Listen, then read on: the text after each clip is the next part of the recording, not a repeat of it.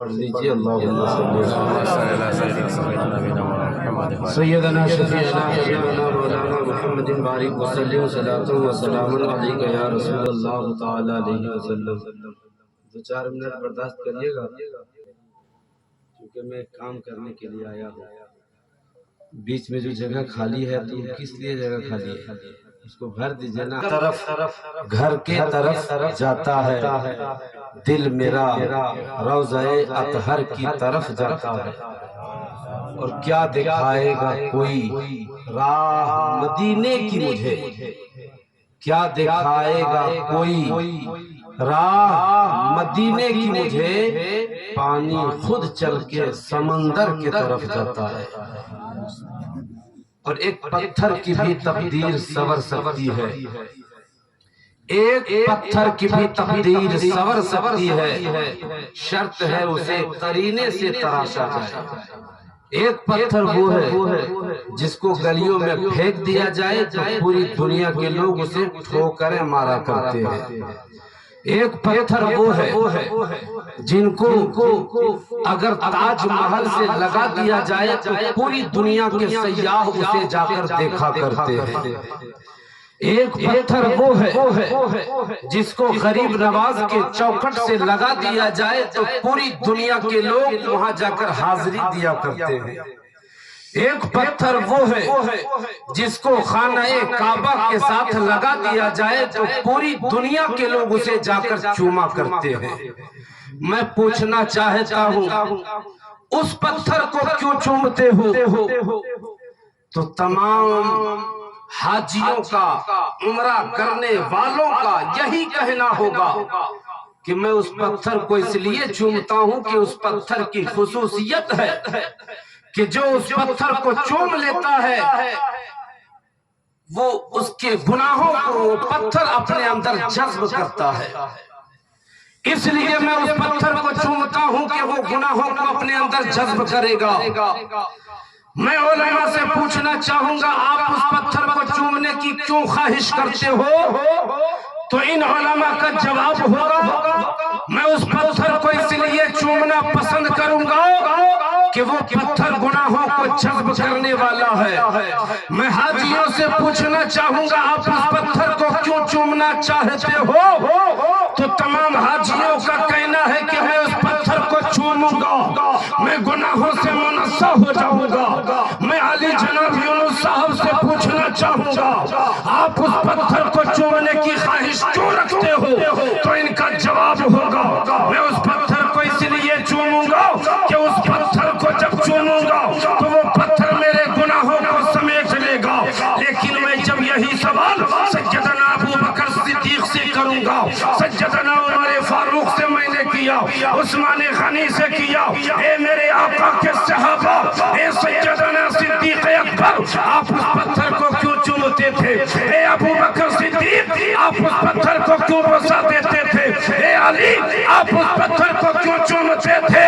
تو تمام صحابہ نے کہا ہم اس پتھر کو اس لیے نہیں چومتے تھے کہ اسے جنتی پتھر کہا جاتا ہے، ہم اس پتھر کو اس لیے نہیں چومتے تھے کہ اس پتھر کو حجر اسود کہا جاتا ہے، ارے ہم اس پتھر کو اس لیے چومتے تھے کہ اس پتھر کو میرے نبی نے چوم لیا ہے، اور جس پتھر کو میرے مصطفیٰ نے چوم لیا ہے اس کا مرتبہ دنیا میں بھی بلند ہوگا، آخرت کے میدان میں بھی بلند ہوگا۔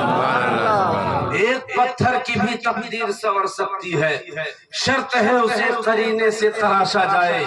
اور اعلیٰ حضرت فرماتے ہیں حاجیوں آؤ شہنشاہ کا روضہ دیکھو، کعبہ تو دیکھ چکے کعبے کا کعبہ دیکھو، کعبہ کو دیکھ چکے کعبے کا کعبہ دیکھو۔ میں آپ لوگوں سے پلٹ کر ایک سوال کرنا چاہتا ہوں، بتائیے کعبہ کتنے ہیں؟ یاد ہے کعبہ کتنے ہیں؟ کعبہ ایک ہے، زبان کیوں بند ہے؟ کعبہ ایک۔ لیکن اعلیٰ حضرت نے کیا کہا؟ کعبہ تو دیکھ چکے کعبے کا کعبہ دیکھو۔ میں نے تصور کی دنیا میں اتر کر سرکار اعلیٰ حضرت کی چوکھٹ کو چوما، چوم کے عرض کیا میرے آقا امام احمد رضا خان یہ کعبہ ایک تو یہ دوسرا کعبہ کہاں سے آ گیا؟ یہ کون کعبہ کہاں سے آ گیا؟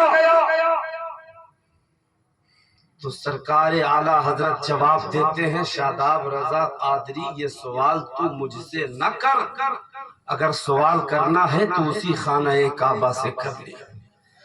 میں نے تصور کی دنیا میں آ کر اسی خانہ کعبہ سے پوچھ دیا کعبہ کیا تیرے علاوہ بھی کوئی کعبہ ہے؟ کیا دوسرا بھی کوئی کعبہ ہے؟ اے کعبہ تیرے علاوہ بھی کوئی کعبہ ہے کیا؟ کہ جب میں جانتا ہوں کہ پوری دنیا کا کعبہ تو ہے، ہندوستانیوں کا کعبہ تو ہے، ترکستانیوں کا کعبہ تو ہے، انگلستانیوں کا کعبہ تو ہے، جاپانیوں کا کعبہ تو ہے، پاکستانیوں کا کعبہ تو ہے، عرب والوں کا کعبہ تو ہے، لیکن اے کعبہ تو مجھے بتا دے کیا تیرے علاوہ بھی کوئی کعبہ ہے؟ کیا دوسرا بھی کوئی کعبہ ہے؟ تب کعبہ تڑپ کر جواب دیتا ہے اے شاداب رضا قادری سن لے، پوری دنیا کا کعبہ میں ہوں، ہندوستانیوں کا کعبہ میں ہوں، پاکستانیوں کا کعبہ میں ہوں، ترکستانیوں کا کعبہ میں ہوں، پوری دنیا کا کعبہ میں ہوں۔ اور یاد رکھو سیدنا ابو بکر کا کعبہ میں ہوں، عثمان غنی کا کعبہ میں ہوں، سیدنا عمر کا کعبہ میں ہوں، سیدنا علی کا کعبہ میں ہوں، تمام صحابہ کا کعبہ میں ہوں، لیکن یاد رکھو پوری دنیا کا کعبہ میں ہوں۔ ہندوستانیوں کا حاجی آتا ہے میرا طواف کرتا ہے، اپنا حج مکمل کرتا ہے، پاکستانی آتا ہے میرا طواف کرتا ہے، اپنا حج مکمل کرتا ہے۔ اور یاد رہے کہ سیدنا ابو بکر نے میرا طواف کیا، انہوں نے اپنا حج مکمل کیا، عمر نے میرا طواف کیا، انہوں نے اپنا حج مکمل کیا، عثمان غنی نے میرا طواف کیا، انہوں نے اپنا حج مکمل کیا، علی نے میرا طواف کیا، انہوں نے اپنا حج مکمل کیا، تمام صحابہ نے میرا طواف کیا اور انہوں نے اپنا حج مکمل کیا۔ تو پوری دنیا والوں کا کعبہ میں ہوں، پوری دنیا والے آ کر میرا طواف کر کے اپنا حج مکمل کر لیتے ہیں۔ تو پوری دنیا کا کعبہ میں ہوں، مگر میرا جو کعبہ ہے وہ محمد مصطفیٰ ہے۔ میں محمد مصطفیٰ کا طواف کرتا ہوں اور میں اپنا حج مکمل کرتا ہوں۔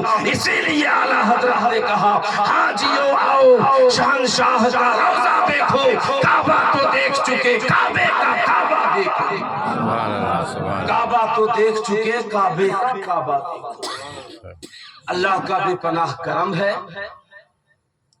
یہ عمرہ کرنے کے لیے تشریف لے جا رہے ہیں، اللہ تبارک و تعالیٰ ان کی عمرہ کو اپنی بارگاہ میں قبول فرمائے۔ اور